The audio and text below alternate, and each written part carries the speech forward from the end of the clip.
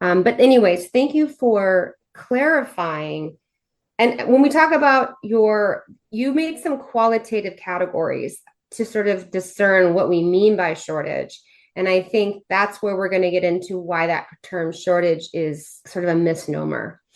Okay, so have you ever, before we talk about your methodology, because I'm super fascinated to hear you unpack that, it was really cool. Have you ever done research on how this has impacted student learning or on teacher burnout? Is that an area that you've had a chance to look at?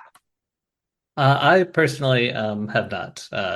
And I think, and actually, if it turns out that's become a thing where, based on reviewer feedback in a lot of my own papers, I have to come to at the end and say, oh, for all this discussion about, teacher vacancies and teacher shortages, it's true. I actually can't point directly to a clear story or clear evidence about exactly what impacts that has on teachers and students over and above the working conditions that might give rise to those shortages in the first place. Yeah, thank you for that. So I think when we look at where the lack of equality veteran teachers are, it's not where maybe where you think, like specifically in the first and second grade classrooms, which again, I've never taught in there either. But okay, so let's get into your methodology. So you started to dig in, you had Tuan's help. He's a data analyst, yeah? Was that his Yeah, role? Tuan and Chan are both both my co-authors here. They and to be clear, on the data collection, I want to make it clear that most of the effort was theirs. There's a reason I'm author number three on this paper. Okay. Well, you can still tell us about all their good work and sell them on this podcast. So you guys started to get to work. I'm so interested in hearing about how you began to peel back the layers of this onion and like what that felt like for you. Talk away about that. Yeah, so I think for us to some extent, I think it was there was a broad understanding, I think, that these are topics that are of interest to people. Particularly, it's almost every year, late summer, you get a spike in stories about teacher shortage issues and things. And you see this at education research conferences as well. And I think that also concerned us that there was often people taking some things for granted, I think, about what was going on, and not necessarily recognizing that if you actually dig into the data, the evidence about the scope of teacher shortages, their actual magnitude, was pretty scarce. And there had been some approaches in the past to sort of understanding these issues that we thought were interesting and had pushed the conversation forward, but were also limited in some ways, like people trying to create estimates of how many teachers would be required in the future, and how many teachers would be produced in the future, and trying to estimate sort of overall shortage rates, or trying to compare teacher licensure rates to teacher hiring rates to try to get a sense of what shortages there might be. But us really feeling like these are all useful and important things, but we're all trying to deal with the problem that actually, if you just go out into the world and ask how bad are the shortages, there's no actual way to answer that question. And so, I'll use we very generously here, but mostly my co-authors, started to think about, okay, well, if we wanted to operationalize this, what would that look like? What would operationalizing it look like? And we ended up settling, and I think this is what you were referring to as the sort of, maybe as the qualitative categories here, about thinking like, well, is at least a couple of ways to think about it. One is how many positions are vacant in schools, so which we mean roughly to be positions where administrators are still actively at a given moment actively trying to fill them still. That there's a position, and now there's a little fuzziness here, because is there someone in that position and temporarily, and you're trying to replace them?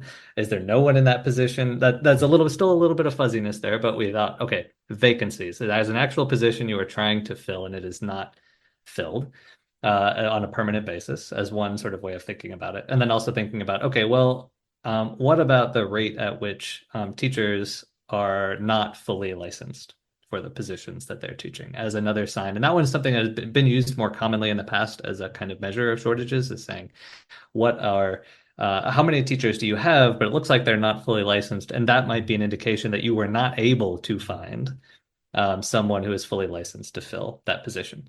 And so then trying to figure out, okay, are there good counts? Can we find on a state by state basis what the counts here are? and trying to do then combine a variety of sort of systematic search approaches to search news stories, to search public reports by state education agencies, and so on. To try to say, okay, if we'd like these two numbers from every state. How many open positions are there that are still, vacant? How many teachers are not fully licensed for their positions? Can we go state by state, pull every data source we can think of, and correspond with the state education is about this? What's the best we can get for each state for those numbers? And that essentially describes the project. Yeah, I mean, one thing that really I'm struck by is, in our state of California, our governor Gavin Newsom has been like, okay, everybody, what's going on? Why we have this problem? And so he sort of asked the CTC to begin to research it. And I say, like, don't ask the CTC. They don't know. They're driving us out of the profession, if you ask me. But I think I don't understand. And it would behoove our leaders to be like, what are the numbers? And then realizing we don't have those numbers, and then coming up with a process by which we can be reporting this accurately and come up with a common language. So were you struck by the fact that it's just not well known? Were you just like overwhelmed? Like, what, how can this be? Uh, I appreciate the question, and maybe I was just already so used to, from a researcher standpoint, most of my life is being frustrated by how I can't get exactly the data I would like. So my expectations might have been a little bit lower than your expectations, but I understand why that might be where they were. One thing. So yes, certainly, and I think this is in a lot of ways, from my point of view, one of the main takeaways of our paper is just about how limited the data are. Something I will say in state's defense, I'm not saying I like this state of affairs, but I think something that I think makes it a little bit more understandable is states do a lot of data collection work, and most of the things that they are interested in, that are easiest to collect, and that they're accountable for collecting have to do with the people who work in the system. And when we talk about shortages, in some sense, we're talking about people who are not in the system. We're asking questions about, people you have not been able to hire.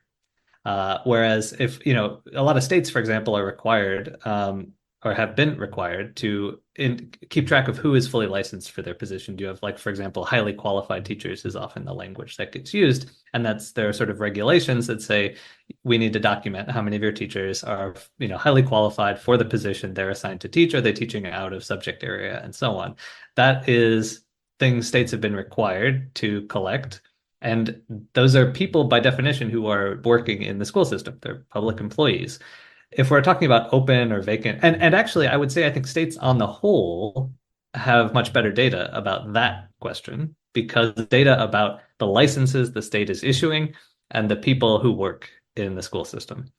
And there are rules that say you need to know about who those people are and what their licenses are. On the other hand, if we talk about a vacancy, we're talking about people who are not working in the system. We're talking about places where ideally you'd ultimately like to get somebody. And so I think, if there's no specific people to be keeping track of in that case, and there's no law that says you need to be keeping track of it. And so I think there just hasn't been a lot of impetus for that. And again, to be honest, I'll put aside my researcher hat here and say, I understand that we already ask schools to collect a lot of data. And that it's very easy for me as a researcher to say, well, how come you're not collecting this data also? That's also essentially a request that they do more work. And I think that work might be worth it, but I do understand why it hasn't just sort of spontaneously arisen from the ground up. I also think that, like, our leaders, the ones who are being called to account, like governors at that level, don't understand what local control means and how it's interfering with our ability to quantify the data more clearly. I just think there's a ignorance about K-12 governance, and a lot of things, like you say, people suppose and assume that aren't just not the case, right? But I also want to get back to this idea of these qualitative categories, one of which is, I think you described it, correct me if I'm wrong, of hiring somebody who's just beginning their credential pathway, right? And then there was like a qualitative, I think there was a category in which you describe hiring someone on an emergency permit who's not even on that pathway yet. And then I just wanted to like share with my personal example and what I've seen in these highly impacted districts is when teachers are hired who are just on the beginning of their credential pathway, the impact on that is it kind of like ripples in a pond because you don't have time to reflect on your practice and you're working and going to school at night and you're also paying a lot of money for specialized programs that let you do that. Like there's no state schools that let you do that. You have to go to a private school. At least that's been my experience. And you wind up not delivering the best education. And nobody's really like standing in those spaces noticing this.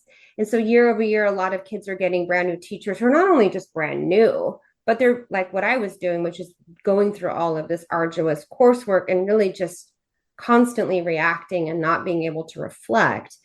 But on the other side, I want to honor something that you've mentioned in your writings that teacher preparation and teacher exams, all of this, like completion of all of this stuff is not a good predictor of efficacy. And you cited another paper in your research. And I'm sorry I didn't write that down.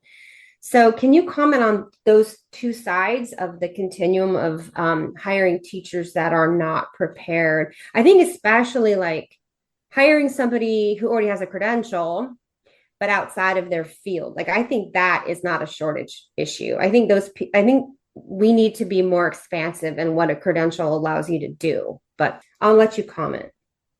No, I think you laid out the issues there really nicely, and I think that's that potential tension or that those potential trade-offs I think are often a lot of what's missing in a lot of this conversation. I think there are some people for whom a credential and a credential in the specific thing you are licensed to teach is a clear and important indicator of whether you should be teaching it. As you mentioned, I do not think that the evidence supports that, and I would say that my experience does not support that. I think I wouldn't say that those things don't matter at all, but I would also say that even in my experience, I worked with folks who were not fully certified or who were getting their just beginning get their credential pathway on some sort of temporary certification. And some of them were definitely, like you said, sort of spread very thin, and I think it was clear. On the other hand, I would have killed to be as good as some of them were at what they were doing. And I get particularly nervous when people paint with a very broad brush about how good those teachers are, including teachers I knew personally, just because of the documentation that they hold or don't hold. And I think some of the rhetoric around that has gotten way overblown, gone well out beyond what the evidence suggests. But I certainly understand at the same time why, one, people would look at the overall numbers of teachers on emergency permits or some sort of inadequate certification and say, oh, that in the aggregate, that looks like there's some problems there, and why you might also be worried about whether that reflects, on average, a somewhat less effective teacher workforce than you might otherwise have. I will say, in particular, I think something that is particularly concerning and where I am more convinced that some of those temporary certifications are a problem is that they tend to be associated with higher turnover, not necessarily less effective teachers in the sense that the students aren't learning as much, but they are more likely to leave in a lot of cases. I'm not sure that that's always true.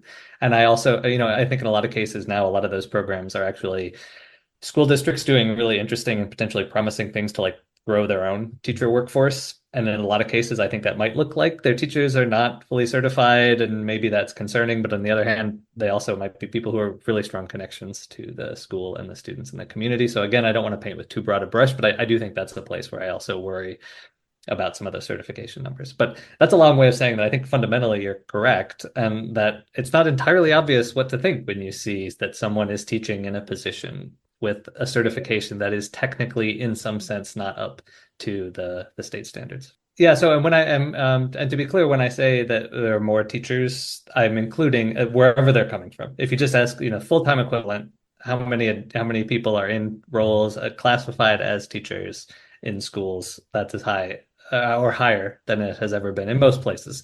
On the whole, I'm mostly talking about add them all up across the country and what do you get? As for what's enough, I think that's hard to say. And, I think something that makes this tricky is that a lot of those people are in teaching roles. I think they're less, they're often, I think, in roles that don't necessarily um, result in the kind of things you might expect. So, for example, I don't think class sizes have gone down as much as you would expect from the increased teacher to student ratio. For example, because I think a disproportionate share of that hiring is into either non-classroom instructional roles, sort of like there are people who are like teachers on special assignment, for example, I think is a language that gets used a lot, which technically shows up in the data in most places as a teacher, but it's not like they're running a classroom. Or they're in like special education positions have become, as more and more students are diagnosed with disabilities, then you get more and more you need more and more teachers in special education roles, and that doesn't necessarily reduce class sizes. So just on the question of like sort of is it enough? I think I'm not prepared to say here what would be enough teachers, and what the right number is, but I do think that's something that I think is partially explains people's surprise about this. Is they say, look, my experience as a teacher or teachers generally is not that by we've if we double the number of teachers, we half our workloads, for example, or our classes shrink by that much. And I think that's in part because the roles that these teachers are taking on are not necessarily strictly classroom teacher roles. When we're talking about warm bodies in a classroom, where is the nuance of understanding the loss of a veteran teacher? And like I see that in the high needs districts that are more impacted, they have highly front loaded their salary packages in those first 5 years of step and column. And so there's no incentive to stay by like year 5 or so. You have to bolt so that you don't have so many years that they won't take them in a nearby district. And I'm talking about the district that you and I both taught in. They have a serious problem of a lack of veteran teachers. And so they're constantly trying to mitigate that problem by buying pedagogically dense canned curriculums. So it's like it's a very nuanced problem. I'll let you respond to that. And then I want to come back to the credential coursework issue. Yeah, I think so. A couple of things. So, just one, I'd say I think it's thinking about the hiring teachers from other countries, for example. I think as more broadly, I'd say I think that's something where we don't have a like super clear data on the magnitude of that. I do get the sense that it's more common than it used to be, but I think I think it's an example of a broader question of um, you know, it's related to the question about licensure and credentialing, which is yes, we're able to hire more people. Are we increasingly having to get more and more desperate in some sense to fill those roles? I think that's something that'll be interesting to see in the coming years. One thing I think has been particularly relevant in recent years is that schools have been increasing their staffing levels at the same time as the economy has been and the labor market in general has been very, very tight, by which I mean unemployment rates have been very, very low. And vacancy rates in all sectors have been pretty high. And so for anyone who has wanted to hire people recently, it's been actually really hard to hire people, which is great for workers, but also means schools are in a position where if they're trying to hire people, they're competing with a lot. It's tough. And so I think I'd be curious to see what happens in the next few years as the economy cools off a bit and as schools budgets shrink a bit, as federal pandemic aid dries up a bit. I do wonder what that's going to look like in terms of whether it's hiring undercertified teachers or whether it's hiring teachers internationally. I'm not entirely sure how that will evolve in the coming years. And like also too, the low birth rate of my generation, Gen X, there just weren't as many people born. I don't know how old you are, Paul, but I just turned 50 and there was just a low birth rate of people who were entering their prime working years. And then a large birth rate of children that we're having to educate. It's just like a supply and demand situation. And then juxtapose that with the growing income inequality and the increase of essential things like housing, healthcare, education, making their profession no longer look attractive.